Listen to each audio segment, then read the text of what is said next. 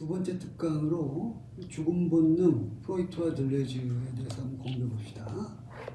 처음에 주제는 쾌락 원칙과 이제 현실 원칙. 프로이트는 굉장히 많은 책을 썼는데 그 중에서 정신 분석학의 근본 개념이라는 그 책이 있고 그 책에 보면은 쾌락 원칙을 넘어서라는 논문이 있죠. 그 논문을 한번 읽어보고 그 다음에 그 프로이트가 말하는 죽음 욕동, 죽음 본능에 대한 들레즈의 코멘트를 한번 보기로 합시다. 그 프로이트는 쾌락을 불쾌한 긴장이 완화되는 걸로 봐요. 미스 헤도네죠, 헤도네. 쾌락이라는 게 뭐냐, 쾌락, 즐거움, 기쁨, 뉘앙스가 이제 조금씩 다른데 이런 것들에 대한 개념적 정의나 이런 어떤 언어적인 표현은 굉장히 다양하죠, 문명권마다. 그리스처럼만 하더라도 뭐 여러 가지 이론이 있는데 프로이트의 이 쾌락 개념의 가장 특징적인 거는 쾌락이라고 하는 거를 일상적이고 평균적인 것으로부터 이렇게 느낌이 올라가는 걸 뜻하는 게 아니고 반대라는 거예요. 뭔가 일상적이고 평균적인 거에서 벗어난 것을 다시 거꾸로 돌려가지고 원상태로 복귀하는 게 쾌락인 거예요. 그게 이제 프로이트라는 사람의 쾌락 개념의 가장 기본 성격이에요. 그걸 이해해야 돼요. 왜 이해하냐면 우리가 보통 가지고 있는 쾌락 개념은 반대거든요. 보통 쾌락 그러면 뭔가 지루하고 일상적이고 평균적인 생활에서 벗어나서 뭔가 아주 흥분되고 짜릿하고 이런 게 쾌락이거든요. 보통 우리가 말하는 쾌락은. 근데 반대예요. 저기 프로이트는. 이 프로이트라는 사람이 워낙 여러 분야에서 유명하다 보니까 우리가 잊어버리는 사실이 있는데 그게 뭐냐면 프로이트는 의사라는 사실이죠. 사상가로서 워낙 유명하다 보니까 그걸 자꾸 잊어버려요, 사람들이. 프로이트는 의사예요, 의사. 의사는 뭐 하는 사람이죠? 의사라는 사람은 뭔가 어떤 사람이 평소의 일상성이 깨지고 어떤 고통이 찾아왔을 때 그걸 원상복구시키는 사람이잖아요, 의사. 그렇잖아요. 그래서 프로이트의 쾌락 원칙은 우리가 일반적으로 가지고 있는 그런 개념이 아니고 뭔가 들뜨고 힘들고 불안하고 고통스럽고 등등등에 처한 사람을 원상복귀시켜주는 게 그게 프로이트의 쾌락 개념이죠. 그래서 불쾌한 긴장이 있을 때 긴장을 완화하는 것, 그것이 프로이트가 생각하는 쾌락 개념입니다. 그것을 프로이트는 이제 쾌락 원칙이라고 그러죠. 쾌락 원칙. 그래서 프로이트의 쾌락 원칙이라는 개념은 이 생물학에서 말하는 호메오스타시스, 보통 이거를 항상성이라고 번역하거든요. 호메오는 같은, 스타시스는 상태죠. 같은 상태를 이렇게 유지하는 거죠. 그러니까 그 평형, 이퀄리브리엄이라는 개념을 그대로 말합니다. 그런데 이 쾌락 원칙과 짝을 이루는 개념이 현실 원칙이야. 현실 원칙. 프로이트는 뭐라고 하냐면 마음속의 쾌락 원칙을 향한 강한 경향이 존재하긴 하나 그 경향은 다른 힘이나 환경에 의해 대치되어 최종 결과는 반드시 쾌락지향적인 경향과 조화를 이룰 수는 없다. 쉽게 표현하면은 인간은 쾌락 원칙에 따라 살아가지만 그 쾌락 원칙을 항상 실현할 수 있는 것은 아니다. 왜? 현실이 버티고 있고 현실 속에서 살아가기 때문에 나의 쾌락 원칙을 온전히 수행할 수가 없는 거예요. 내가 지하철에서 오줌이 마렵다. 그 오줌이 마르면 그게 이제 불쾌한 긴장이지.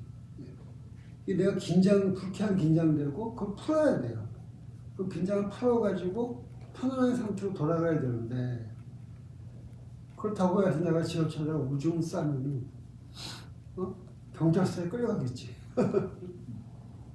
여기는 자리고 내가 오줌을 싸면 안 되는 곳이라고 하는 그 현실 때문에 나의 쾌락 원칙을 따를 수가 없게 되는 거죠. 그죠? 그래서 우리의 삶이라고 하는 건 프로이트가 물적에 쾌락 원칙이라고 하는 어떤 인간 생명체의 아주 기본적인 그 법칙하고 사회를 살아가야 한다라고 하는 그 인간의 현실과의 어떤 복잡한 갈등 관계 속에 있는 거죠. 그래서 인간은 항상 환경과 쾌락 원칙 사이에서 갈등하면서 살아갈 수밖에 없고 이것을 프로이트는 뭐라고 하냐면 현실 원칙이다. 물론 꼭 현실이 아니더라도 인간은 자기의 본능적인 쾌락 원칙을 자꾸 이렇게 억압하는 그런 갖가지 상황들에 놓이게 돼요, 사람이라고.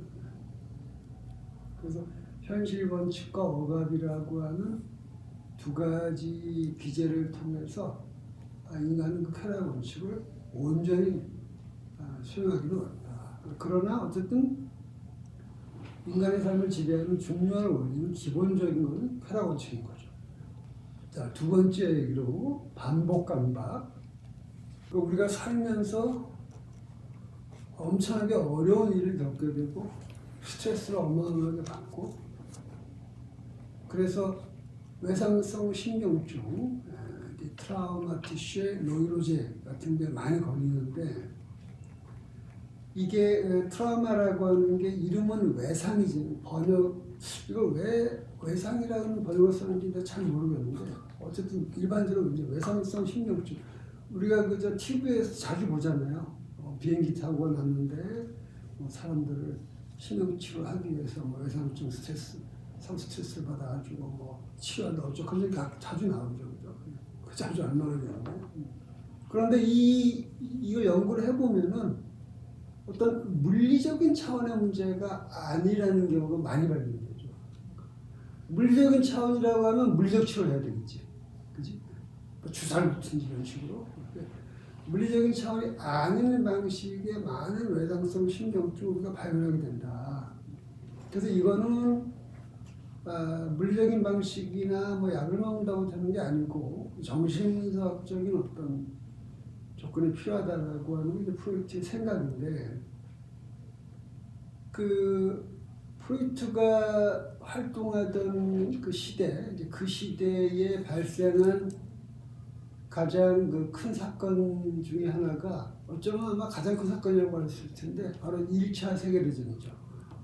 1914년에서 1918년까지. 프로이트가 오스트리아 사람이잖아요. 오스트리아는 1차 세계대전에 직접 관여한 국가죠. 근데 프로이트가 이 1차 세계대전에서 부상을 입거나 하여튼 제대하거나 등등 이런 군인들을 여러 사람들을 이제 관찰하면서 아주 재미있는 발견을 하게 되는데 그게 뭐냐면 이 사람들이 자기가 전쟁터에서 겪었던 고통스러운 경험들을 꿈속에서 계속 반복하더라는 거예요. 근데 프로이트는 꿈이라는 걸 어떻게 규정합니까? 프로이트의 꿈 개념은 기본적으로 뭐예요? 소망 충족이지. 소망 충족. 그 사람의 낮에 깨어있을 적에는 쉽게 충족하기가 좀 어려운 그런 소망을 내가 은행 강도를 해가지고 돈을 번다거나 이런 거죠. 그런 것이 이제 꿈으로 이렇게 전치되고 압축되고 나타난다는 게 이 사람의 기본 생각인데 그러면은 이 병사들이 꿈에서 뭔가 전쟁이 끝난 꿈이라든가 헤어졌던 연인과 만나는 꿈 이런 꿈으로써 뭔가 자기의 상처를 치료해야 될 텐데 자기 자신이 이름을 따르면 이거 아니더라 이거야. 마치 일부러 계속 어떻게든 그거를 반복하려고 하기나 하는 듯이 그것이 완벽하더라. 그 프로이트가 쓰는 말 중에 하나가 이제 고착이란 말이죠. 고착. 그 찰싹 달라붙는 거예요. 거머리처럼 거머리. 아마 여러분들 거머리를 못 본 사람도 있을 것 같은데 옛날에 제가 시골에 합작에는 못, 그러니까 호수라고 하죠. 그렇거든요. 못이라지 무슨 못, 수성 못하는 못 같은 데서 수영을 많이 했어요. 수영하고 나가면 거머리가 다리에 막 세마리 네마리 징그러운 얘기인데 그때는 그냥 뭐 그런가 싶었어요. 그때 나이도 어리고 다들 그렇게 수영했어요. 그래서 이 거머리 손으로 떼는데 그 어떤 놈은 안 떨어져. 이상하게 안 떨어져. 지독하게 안 떨어진 놈이 있어. 그러면 이제 소금을 거기다 뿌리면 떨어지지. 거머리가 물으면 얼마나 아픈지. 근데 뭐 젊어서 그런지 그냥 그때는 그런 거보다 했는지 그런데도 혹시 어떻게 수영도 하고 있어요. 어쨌든 그러니까 이런 우리 마음속에 이 거머리처럼 찰싹 달라붙은 걸 이 사람들이 고착이라고 부르는 거지. 그래서 꿈에서의 이 반복, 우리가 이제 자주 얘기하는 주제 중에 하나의 반복이 등장하는데 오늘의 주제도 이제 반복이죠. 반복의 고착을 보여준다. 그래서 자기가 생각하는 일반적인 꿈의 생각과는 좀 다른 것 같다. 오히려 자기가 자기를 학대하는 것 같은 느낌이 나서 든다. 이런 거죠. 그래서 도대체 왜 인간은 고통을 반복하는 걸까? 라고 하는 그런 굉장히 흥미진진한, 물론 그 경우 사람들은 힘들겠지만 이론상 흥미진진한 그런 발견을 하게 되는 거죠. 그래서 여기서 이제 문제가 되는 핵심은 역시 반복이에요. 반복. 프로이트에게서 반복과 기억은 서로 상반되는 개념이에요.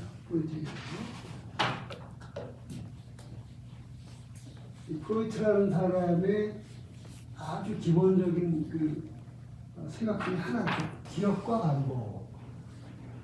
내가 무엇인가를 기억한다는 것은 그 기억이 아무리 힘들고 고통스러워도 일단 그것이 내 의식에 의해서 일단 장악되고 있는 거예요. 근데 자기 마음속에 있는데 기억을 못하는 것. 자기도 그걸 기억을 못하는 것. 자기 마음속에 있는 타자. 그거는 반복되는 거예요. 왜 기억되지 않냐 하면은 바로 무의식 속에 있기 때문에. 베르그송식으로 말하면 그 베르그송의 유명한 그 거꾸로 쓰는 원뿔 있죠. 그 원뿔 그 한 안쪽에 있는 거죠. 뉘앙스는 좀 많이 다르지만 그 베르그송과 그 프로이트는 베르그송은 행복 모드고 프로이트는 불행 모드죠. 단순해서 말한다면 어쨌든 저 안에 깊이 있어가지고 내가 기억을 못하는 그거는 내가 그거를 나도 모르게 반복을 하게 돼요. 손톱을 자꾸 이렇게 이빨로 이렇게 뜯는다거나 그 히치코크 영화에 나오는 그 주인공처럼 부잣집 그 아가씨가 자꾸 도둑질을 한다거나 뭐 아무 모자랄 게 없는데 뭐 등등등 그런 식으로 반복하는 거죠. 그걸 뭐라고 하냐면 억압된 것의 회귀다 이렇게 표현하죠. 유명한 구절이죠. 억압된 것의 회귀. 이 모든 거를 이론적으로 개념하는 것이 뭐냐면 반복 강박인 거죠. 귀도 홀로 수방하는 반복 강박. 그래서 프로이트의 말을 들어보면은 반복 강박이 또한 쾌락의 가능성을 전혀 포함하고 있지 않은 과거의 경험, 그리고 억압된 본능 충동에조차도 만족을 가져올 수 없던 과거의 경험을 회상해낸다. 회상해낸다라는 번역은 사실 살짝 오해 여지가 있지. 회상하면 내가 다 알고 하는 거니까 그거보다 뭐라고 할까? 끄집어낸다거나 불러온다거나 뭐 그 정도는 안 되겠죠. 그죠? 그래서 결론적으로 여기서 프로이트는 중요한 추론을 하는데 어떤 추론이냐면은 분명 쾌락 원칙보다 뭔가 더 원초적이고 더 근본적이고 더 본능적으로 보이는 그 뭐가 있다 이렇게 결론 내줍니다. 그 뭔가가 있는 것 같다. 프로이트가 당대 생물학을 동원해가지고 이런저런 얘기하는데 지금 관점에서 좀 낡은 얘기도 많이 있고 그걸 여과에 내고서 이제 보면 되는데 결정적인 답은 뭐냐? 바로 우리가 이제 세 번째 할 내용이죠. 세 번째 할 내용 바로 그 유명한 죽음 본능 타나토스죠. 타나토스. 티라버의 죽음이 타나토스죠. 3본능은 에로스고 며칠 전에 내가 학회에 가서 어떤 사람의 명함을 받았는데 그 사람 전공이 뒤를 보니까 그 타나톨로지다. 타나톨로지. 그 사람 전공 이름이. 죽음을 앞둔 사람들을 왜 정신세계를 치유해주고 그런 사람들을 좀 편하게 해주고 그런 거겠죠. 자, 그럼 이제 죽음 본능에 대해서 얘기를 해본다. 우선 이제 본능이라는 이 말, 본능. 그 찰스 다윈의 종의 기원에도 한 챕터가 그 본능에 할애되어 있죠. 그 다음에 그 베르그송의 그 창조적 진화에서도 본능이 아주 중요하게 다뤄지고, 그리고 이제 프로이트도 다른 맥락이지만 이제 본능을 다루고 있고, 다윈 책을 읽으면서 되게 충격받았던 게 있는데 본능도 자꾸 바뀌더라고. 나는 본능은 당연히 그냥 어떤 한 생명체 본능은 딱 하나인 줄 알았어요. 근데 그것도 상황에 따라 바뀌기도 하더라고. 그거 읽고 상당히 충격받는 기억이 나는데, 하여튼 뭐 그건 또 이제 생물학적인 맥락이고, 프로이트가 말하는 본능은 번역을 좀 다르게 하면 욕동이라고 하기도 하고, 나는 욕동이라는 번역을 좀 선호하는 편이죠. 또 경우에 따라서는 충동이라고 번역되기도 해요. 죽음 충동. 충동이라는 번역은 살짝 아는 것 같아요. 왜냐하면 이 본능이라는 건 뭔가 집요하고 뭔가 이렇게 그 심층적인 그 뉘앙스를 띠고 있기 때문에 충동은 뭔가 이렇게 좀 약간 어느 순간 팍 튀어나오는 뭐 그런 느낌이기 때문에 충동은 좀 아닌 것 같고, 영어의 드라이브, 그 몰아대는 거지. 몰아대는 거. 살다 보면 그 스트레스가 어마어마하게 받아가지고 막 공황장애 같은 게 오고 우울증 같은 게 오고 그럴 때가 있는데, 그럴 때 그 느낌이 뭔가 내 마음속에서 어떤 이상한 괴물 같은 게 있어서 그놈이 나를 계속 막 지겹게 몰아댄다는 느낌 같은 게 들죠. 그런 거예요. 드라이브라고 하는 드라이브. 이건 욕동, 아페틱이라는 이제 용어, 프랑스의 용어로 쓸 수도 있고, 프로이트 얘기를 들어보면은 반복 강박의 여러 표현들은 고도로 본능적인 성격을 드러내보이고 있으며, 그것들이 쾌락 원칙과 반대되는 상태로 작동할 때는 무슨 말입니까? 쾌락 원칙을 통해서 그 고통을 깔아앉혀야 되는데 이상하게 그걸 계속 반복하면서 끄집어내는 거죠. 마치 자학하게라도 하는 듯이 그런 어떤 악마적인 힘이, 니모니악한 힘이 작용하는 것처럼 보인다.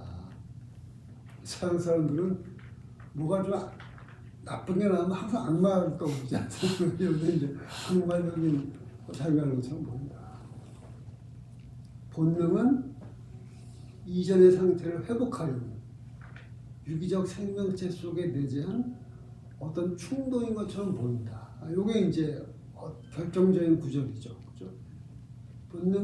죽음 본능이라는 거를 프로이트는 어떻게 이해하냐 하면 이전의 상태를 회복하려는 거야. 이 규정도 사실은 일반적인 규정하고 살짝 좀 다르긴 하죠. 그죠? 어쨌든 프로이트는 이렇게 이해해요. 본능이라는 거는 회귀하는 거, 회귀하는 거. 유기적 생명체 속에 내재한 어떤 충동 충동보다 욕동이 낫겠죠. 욕동인 것처럼 충동이라고 번역할 것보다 욕동으로 번역이 나을 것 같아요. 욕동인 것처럼 보인다. 그래서 본능이라는 건 어떤 보수적인 그런 성격을 띈다. 프로이트는 그 아우구스트 바이스만이라든가 해켈 같은 사람, 이제 생물학자도 끌어들고 하는데 사실 아우구스트만도 바이스만도 그렇고 해켈도 그렇고 생물학적으로 오늘날 그렇게 받아들여지지는 않는 뭐 일부 받아들여질 부분도 있지만 이미 좀 낡은 이론이긴 한데 어쨌든 그 지금까지도 어찌 보면 논쟁거리 중에 하나가 이제 해켈이라는 사람의 그 발생 반복설이에요. 이 발생 반복설이 뭐냐면 객체 발생은 계통 발생을 반복한다는 거예요.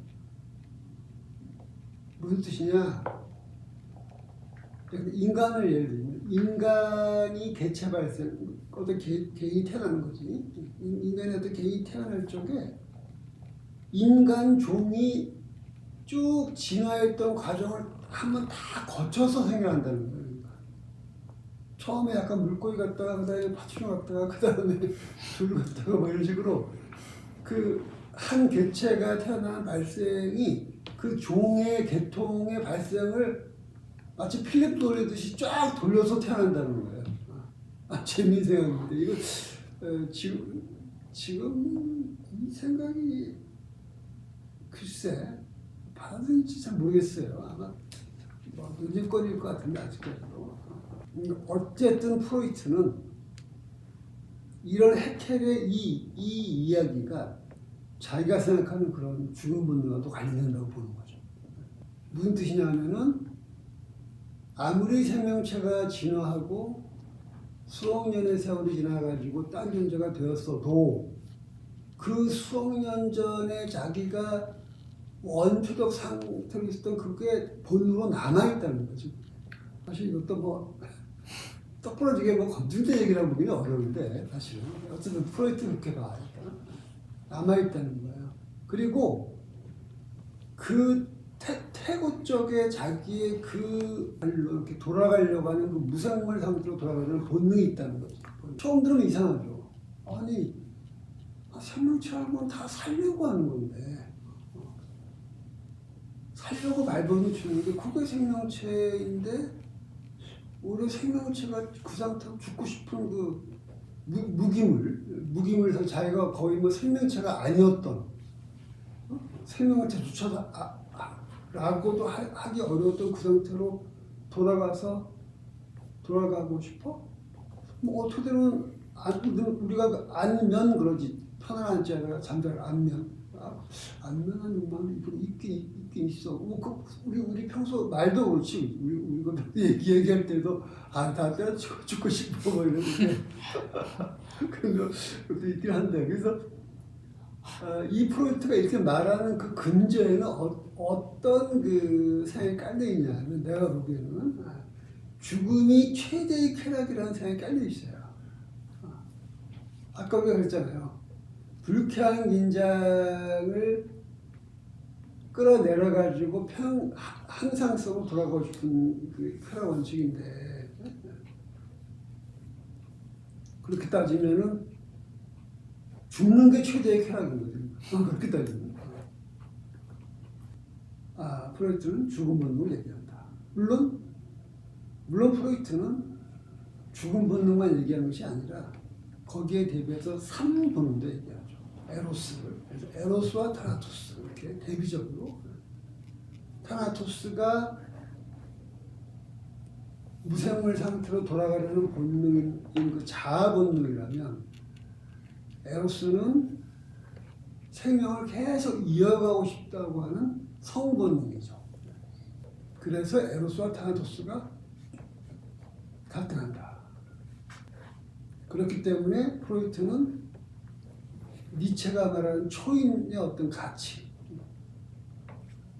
힘의 의지에 입각해서 영혼의 길을 긍정하면서 어떤 거리의 파토스를 추구하는 그런 초인으로 대변되는 가치는 오히려 그런 본능을 억압하는 거라고 이해하면서 상당히 부정적으로 이제 이야기를 하죠. 역으로 말하면 니체가 가장 비판적으로 보는 게 바로 이런 죽음 본능 같은 이런 개념입니다. 니체가 가장 아주 가혹하게 비판하는 거예요. 그래서 두 사람의 생각이 앙숙이라고 그러나 다 다른 어떤 가치를 이야기하고 있어요. 어쨌든 반복 강박과 죽음 본능, 죽음과 반복, 간단히 말하면 반복과 죽음 이 주제 이거의 관련성 이제 프로이트가 하는 이야기의 핵심의 알맹이라고 할 수 있습니다. 들레즈로 넘어가서 들레즈가 프로이트를 어떻게 독해하고 프로이트의 어떤 걸 비판하는지 한번 보기로 합시다. 처음에 얘기할 건 뭐냐면 전체적으로 네 번째죠. 네 번째 얘기할 건 뭐냐면 죽음 본능과 반복의 힘이죠. 우리가 이제 특강 1에서 했던 내용이 반복의 힘이잖아요. 그죠? 그래서 그 들레즈가 생각하는 반복의 힘이라는 걸 입각해서 죽음 본능을 비판하는 거죠. 들레즈는 뭐라고 하냐면 쾌락 원칙이 심리학적 원리라면 죽음 본능은 선언적인 원리이다.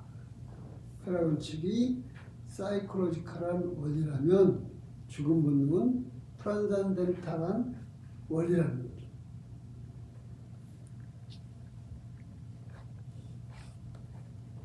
죽음 본능은 도대체 어떤 형식을 통해서 반복을 금주하고 명령하는가? 여기서 이제 프로이트와 들레즈의 차이가 나타나죠, 그죠? 죽음 본능이라는 것은 어떤 형식을 통해 반복을 긍정하고 명령합니다. 프로이트에서의 반복은 무기물로의 획인데 반해서 오히려 이제 들레즈의 반복은 죽음 본능을 통해서 뭔가를 긍정하고 명령하는 거죠. 무엇이 가장 핵심인가? 그것은 바로 반복과 위장의 관계가 핵심이다. 내귀지망, 위장. 위장이라는 번역어가 적절치는 않아요. 사실은. 변신이라는 번역어도 가능하고, 우리나라 말에 환골 탈퇴한다는 말도 있지도 하고, 오히려 이제 그런 뉘앙스인데, 근데 또 이제 그 들레즈가 이야기하는 내용들을 따라가 보면 또 위장이라고 번역할 수밖에 없는 그런 면도 있어요. 그래서 그대로 그냥 위장이라고. 우리말 위장 그런 느낌이 좀 이 뉘앙스가 안 맞는 면도 있는데 어쨌든 위장이라고 합시다. 그런 게 핵심이다. 우리가 이제 첫 번째 특강에서 이야기했던 거 기억을 해보세요. 반복의 힘에 대해서. 그죠? 왜 매일같이 하는 양치질은 지겨운데 왜 매일같이 먹는 커피는 행복할까? 그 차이가 도대체 어디에 있을까? 그죠? 그러면서 우리가 벌거벗은 방법과 옷 입은 방법, 김 빠진 방법과 충분한 방법, 이런 여러 가지 대비시켰죠. 기억나시죠?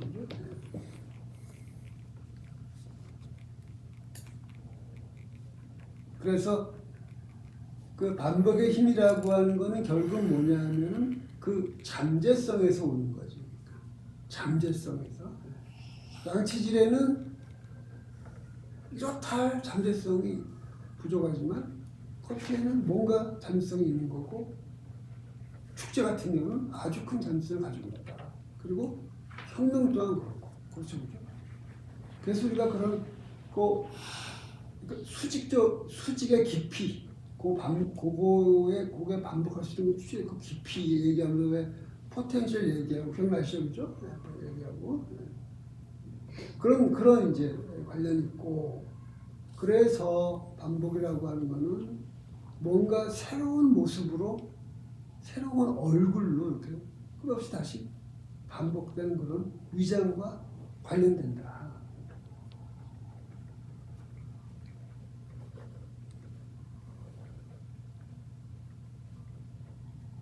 이거는 이제 우리가 일상어 중에서 이거하고 좀 관련시켜서 한번 생각해 볼 만한 건 뭐냐면 그 버전이라는 말이지. 버전이라는 말. 버전. 아이폰 1.0, 2.0, 3.0 지금 어디까지 나왔지? 아이폰 16인가? 어쨌든 간에 그 버전이란 말도 이런 맥락에서 이렇게 음미해 보시면은 그죠? 네. 아, 이 버전이라는 게 이런 거구나 알 수가 있죠. 그래서 그 아이폰이라는 기계에 뭔가 한계가 노골적으로 드러나면 이제 그 버전은 끝나는 거지 이제.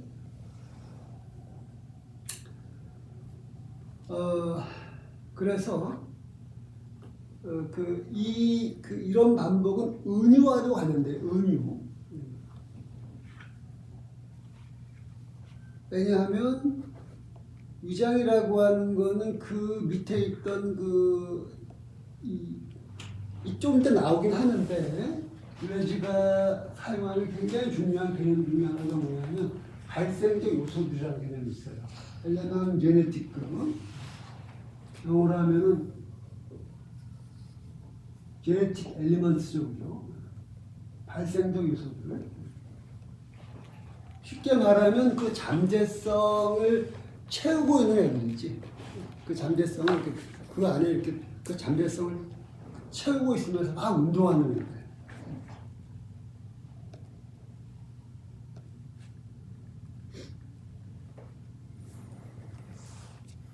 그러니까 우리 몸의 발생적 요소들은 뭡니까?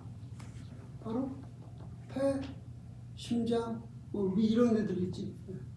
그런 애들이 내 지금 몸 안에 잠재성으로 막 운동하고 있고 그 걔네들의 운동의 전체 결과가 지금 내 몸 상태지. 그렇죠? 또 더 내려가면 폐의 잠재성 발생적 요소들은 뭐예요? 그러면?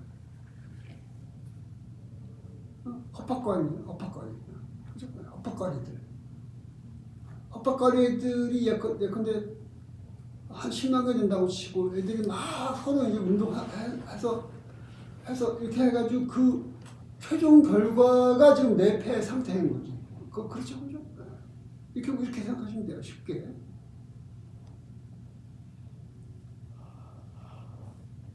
그런 발생적 애들이 이렇게 뭔가 이렇게 압축돼가지고 수학으로 말하면 적분돼서 어떤 새로운 모습으로 나타나는 게 뭐냐면 은유지.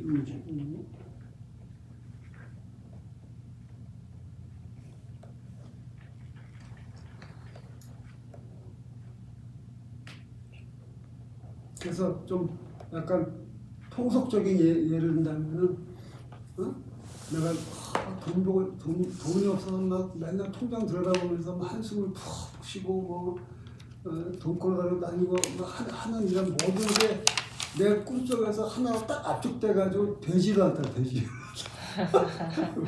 이건 통속적인 얘기지만 되지도 않다는 거지. 메타포하고 이제 일적 관련입니다.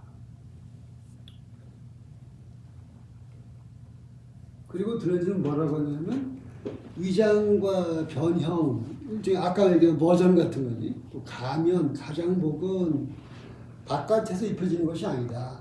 이런 용어를 썼다고 해가지고 마치 내가 이 안에 알갱이가 원래 이렇게 딱 있고 이 말만 오해하면 오해할 수 있겠지. 근데 바깥에서 가면 이렇게 쓰는 걸로 이해하면 안 된다. 그런 말 했다고 해서 그렇게 하면 안 되고 오히려 거꾸로 반복 자체의 내적인 발생 요소들, 반복을 이뤄내어 구성하는 부분들이 뭐냐면 그런 위장과 변형과 감형 가장 보는 거죠. 이런 애들이 끝없이 그때 맥락에 따라서 이렇게 서로 관계를 맺고 운동하면서 그러면서 어떤 얼굴로 이렇게 나타나는 거죠. 새로운 얼굴로 그런 식으로. 이런 거를 가리키는 말로 둘레즈가 가끔 쓰는 말이 이제 드라마티자시옹, 영어식으로 그러면 드라마타이제이션이 되겠죠. 이제 극화죠, 극화로서의 방법. 이 드라마라는 말은 히라보예요, 히라보. 어떤 사건, 상황,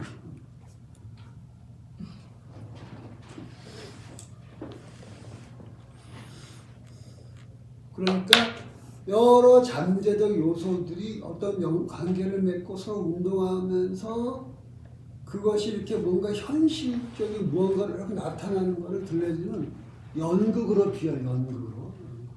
약간 스토아적인 개념이야. 스토아파가 그 입만 열면 연극 얘기하지. 인생은 연극이고 우리 각자 다 그 배역을 갖고 있거든요. 또 극화, 드라마티자시모스의 반복이다. 그런데 들레즈가 볼 적에 프로이트는 이렇게 어떤 그 뭐라고 표현하나 차이를 생성하는 생명적인 그런 쪽으로 보지 않고 자꾸만 힘 빠진 모델, 어떤 동일성으로 돌아가는 모델 그런 걸 벗어나지 못했다. 이드에다가 죽음 본능이 고착된 거로 해석했다라고 이제 비판하고 있죠. 이 반복의 참된 주체가 무엇일까? 또는 누구일까? 들레즈는 죽음 본능을 물질적 모델이 아니라 정신적 모델에 따라 이해한다. 그러니까 무기물로 이렇게 어떤 평의 상태로 이렇게 쭉 내려가는 그런 모델이라기보다는 어떤 죽음 속에 또 삶이 있고 삶 속에 죽음이 있는 죽음을 통해서 뭔가가 또 탄생하는 그런 어떤 정신적 모델에 따라서 이해한다. 들레즈의 말을 들어보면은 반복이라는 것은 그야말로 자신을 구성해가는 가운데 스스로 위장하는 것. 스스로 위장함으로써만 자신의 구성은 어떤 것이다. 아까 한 얘기를 보시면 알 수 있죠. 자기를 구성한다는 것은 곧 새로운 버전으로 자기를 위장하는 것이고 자기 위장하는 것으로서만 자기 구성은 어떤 것이다. 앞에다가 참된이란 말 붙이면 더 이해가 쉽죠. 그죠? 참된 반복이란. 김 빠진 반복을 그렇게 못하는 거지. 그런데 프로이트는 반복되어야 할 최초의 한을 상정하는 거죠. 그 어떤 오리진을, 어떤 동일성을. 그래서 프로이트는 동일성의 존재를 벗어나지 못했다. 그리고 그 반복이 사용하는 문자, 그 반복이라고 하는 것이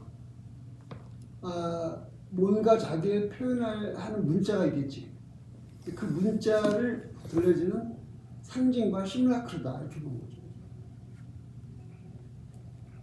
이때 상징이라고 하는 거는 들려지가 인용하고 있는 건 아니지만 내가 볼 적에는 베냐민적인 뉘앙스의 상징과 가깝다고 볼 수가 있어요. 베냐민한테서 기호하고 상징은 어떻게 다른가요? 베냐민한테서.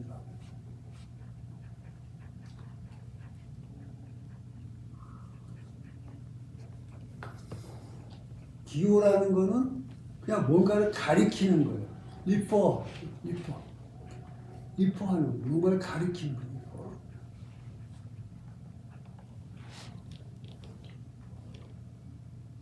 상징은 뭐냐 하면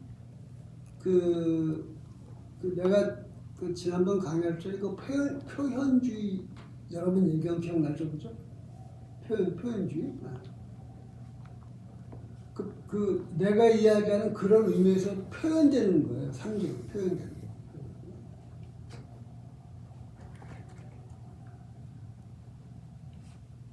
거. 이건 이제 우리가 예수를 생각해 보면 이제 다 알 수가 있는데, 어떤 그림이든 뭐 음악이든 간에 그림을 이렇게 보시죠. 그 그림 얘기한다면은 이게 예술이 되려면은 어떤 대상을 그냥 문자 그대로의 의미나 있는 그대로 표현하는 건 예술이 아니지. 그거 어떻게 표현해야 되나? 상징된 것을 보고서 그게 저거인지 알겠는데 저거하고 달라야 돼요. 말이 좀 복잡한가? 자, A라는 예술작품이 A라는 대상을 그렸어요. 그럼 우리가 이 A라는 작품을 보고서 저게 A를 그린 거구나 라는 걸 아는데 그런데 이 작품은 이 존재하는 이 얘하고 달라야 돼요. 무슨 말인지 아시겠죠? 그래야 그게 예술작품이에요. 그러니까 우리가 보통 사진보다는 그림을 더 예술적이라고 생각하죠. 보통. 사진도 일종의 예술인데 그래도 우리가 그래도 사진보다는 그림도 그림 나름이겠지만 어쨌든 잘 그린 그림을 훨씬 더 예술성을 좀 높이 보잖아요. 그 이유가 뭐예요? 그 이유는 사진이 사과를 찍었을 적에는 어떤 기계적 메커니즘을 통해서 그 사과를 표상한 거기 때문에 덜 예술적인 거라고 보지만 세잔느가 사과를 그린 거는 그보다 훨씬 더 그 예술성의 거리가 더 높은 거지, 많은 거지. 그런 게 이제 베냐민이 말하는 상징이야, 상징.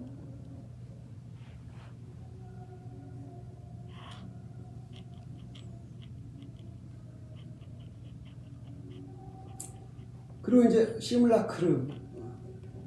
이때 시뮬라크르란 말의 뉘앙스는 내가 항상 이야기하는 그 차이 생성, 디퍼런시에이션하고 거의 비슷한 거라고 보시면 돼요. 그래서 반복이라고 하는 것이 자기를 드러내는 그 언어, 문자가 뭐냐면 바로 상징과 시뮬라크르다.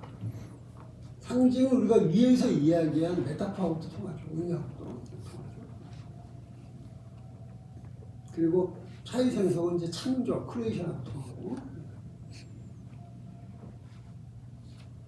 드레즈는 뭐라고 하냐면 심층적인 반복은 다른 차원에서 어떤 비밀스러운 수직성 안에서 연출된다. 수직성이란 말은 바로 잠재성을 말하는 거죠. 그렇죠? 그 안에서 배역과 가면들은 죽은 본능에서 자유를 얻는다. 이 문장은 상당히 뭐라고 표현해야 되나? 선불교 같다고 해야 되나? 독특한 사람이라고 해야 되나?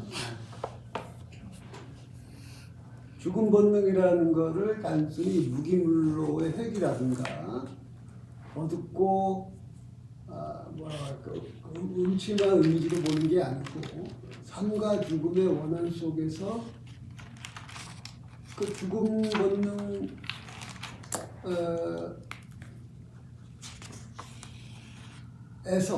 죽음 본능에서 아까 이야기한 발생적 요소들 그것이 어떤 자연물을 얻는다.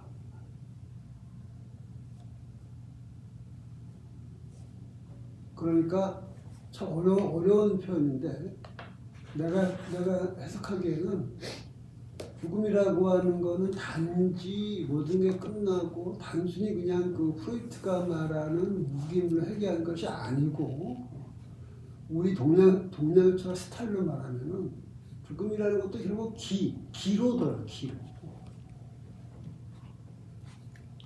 기라는 것은 물질이요, 생명이요, 정신이거든요. 그리고 기는 항상 생성하는 것이고, 기가 멈춘다는 건 있을 수가 없지. 기가 멈추면 그거는 그냥 세상이 끝난 거지.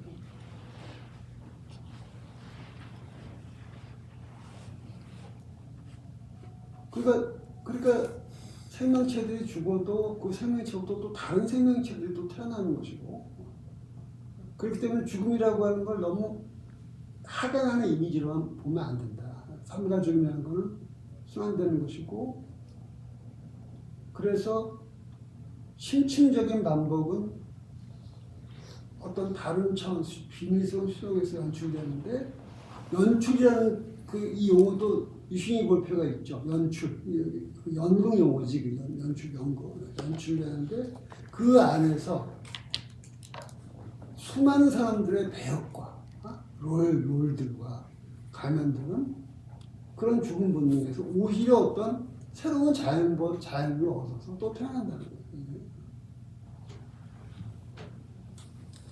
둘레지 일단 어쨌든 진짜 장자나 노자 같아.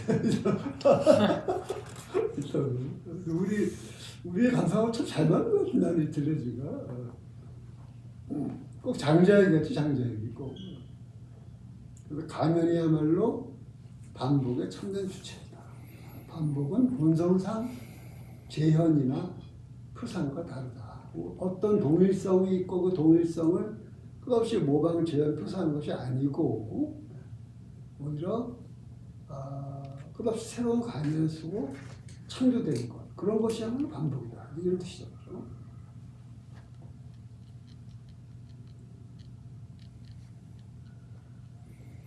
반복과 어가, 에로스와 타나토스를 정리해 봅시다.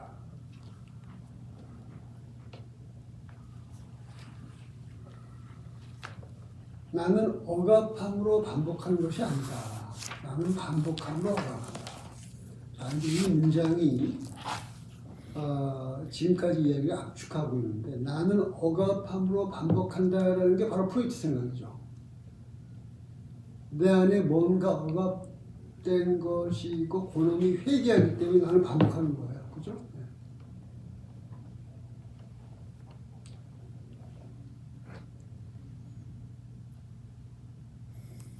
그게 아니고 오히려 나는 반복하기 때문에 억압한다. 나는 뭔가를 끝없이 반복할 때마다 또 억압한다는 거예요. 그러면 이게 무슨 뜻이냐? 내가 왜 반복할 때마다 억압할까? 내가 반복할 때마다 내 안에 있는 잠재성을 다 펼치나요? 바깥으로? 아니잖아요. 그죠? 어떨 때 내가 이런 얼굴을 현실화되면 다른 얼굴을 숨는 거 아니야. 그죠? 이거는 하이데거도 자주 얘기하는 거예요. 하이데거도 존재가 자기의 모습을 뭔가 이렇게 드러내는데 안배제하는 그 현존으로서 나타내는데 그 나타남은 곧 또 숨음이기도 해요. 안 그러면 존재가 우리한테 다 보이겠지. 그죠? 그럼 좀 재미가 없지. 숨음과 나타남은 항상 동전의 양면처럼 양면같은 관계를 가진다는 게 이제 들에도 마찬가지로 얘기하는 거죠. 그래서 반복하면서 오히려 동일성의 표상을 억압한다. 내가 반복한다는 것, 진정으로 반복한다는 거는 이전 거하고 똑같은 동일성을 빼고 어떤 것 차이를 뽑아내는 거죠. 그죠? 내가 작년에 불꽃놀이와 올해 불꽃놀이가 있는데 작년에 불꽃놀이와 똑같은 걸 기계적으로 반복하면 말이 안 되지. 그지? 오히려 똑같은 그 부분을 빼고 밑으로 내려내고 뭔가 새로운 차이를 올리는 거지. 그지? 그래서 에로스는 반복돼야 하고 삼욕동이죠. 삼욕동은 반복돼야 하고 야한다는 표현에서 이 사람이 그 생명에 대한 강한 좀 애착을 느낄 수 있지. 우리가 오로지 반복 안에서만 체험될 수 있다. 진정한 내가 산다라고 하는 건 결국 반복 안에서 체험될 수 있다. 선언자 원리인 타나토스는 에로스의 반복을 가져다 주는 것, 에로스를 반복에 종속시키는 것에 해당한다. 이 뒤의 반복은 어찌 보면 아까 얘기한 동일성을 타나토스는 에로스의 반복을 가져다 주고 에로스를 반복에 종속시키는데 에로스는 그 타나토스란 동일성을 떼어내고 차이를 창조하는 거죠.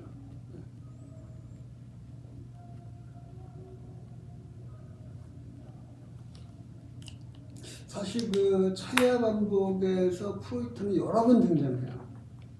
지금 우리가 한 내용은 서론의 4절의 내용인데, 그 외에도 사실 그 차이와 반복에서 상당히 중요한 참조점이 이제 프로이트인데, 특히 2장의 후반부 전체가 다 정신분석합니다.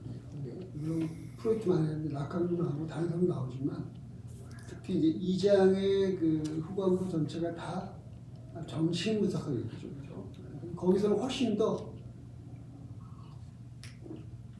오늘 이야기하는 것보다 복잡하고 정치한 얘기가 이제 전개가 되죠. 그 나중에 또 언제 한번 기회가 되면 하더라고.